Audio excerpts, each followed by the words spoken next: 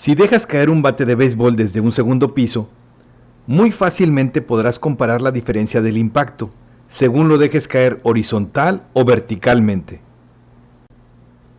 Definitivamente, siempre va a causar mayor impacto cuando el golpe venga vertical, digamos como flecha. Y esto es porque solo de esa manera se puede multiplicar toda su masa para producir la energía del golpe. Pues cuando impacta horizontalmente, su masa se reparte y solo afecta parcialmente en cada punto de impacto. Y tú tienes, por así decir, un mini bate de béisbol, que es tu antebrazo. Entonces podemos afirmar que es inteligente hacer también un movimiento como flecha para lograr mayor contundencia de tu golpe.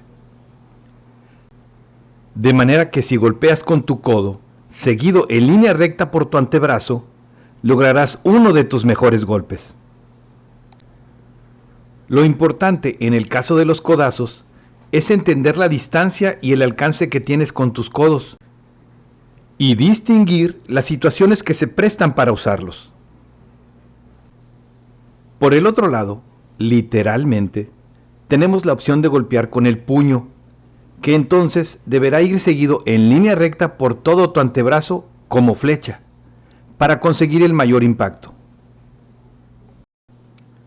Obviamente, esta opción te da mayor distancia de acción y rango de alcance. Este principio es también aplicable a las patadas de mula y de lado, en las que la rodilla debe seguir en línea recta la trayectoria de tu tobillo, como flecha. Si nunca has golpeado antes, algo que debes cuidar bastante, al menos mientras te acostumbras a golpear, es de no causarte una luxación en tu muñeca o tobillo. Y esto lo consigues precisamente respetando siempre la alineación recta como flecha, tanto en el eje horizontal como en el vertical. Algo que explicamos mucho más a detalle dentro del segmento ¿con qué parte del puño debes golpear? Una vez entendido esto, y para que puedas desarrollar velocidad en tus golpes, puedes armar un aro por el que introduzcas tu golpe hasta el codo y lo regreses cada vez más rápido, sin tocar el aro.